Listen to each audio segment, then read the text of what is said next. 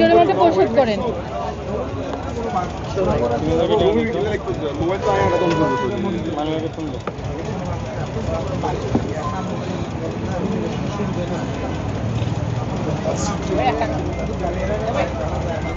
আপনাকে আপনার এই প্রতিষ্ঠানকে গতবার আমরা জরিমানা করেছি অতিরিক্ত মূল্য নেওয়ার কারণে।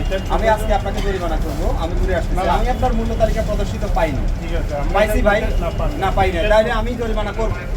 আমাকে একটু বলতে দেয়, এটা ছোট চোখে লাগবে না, আমরা যদি এটা এখানে লাগাই থাকবে না। আমি মাত্র কম্পিউটার দোকান থেকে এটা আনছি। এতদিন কি করেছেন আপনি? আমরা পাইছি তো কয়েকদিন আগে, 2 দিন আগে। তো 2 দিন আগে এই যে চার্ট আমাদেরকে 2 দিন আগে দিই। আগেরগুলা কোন?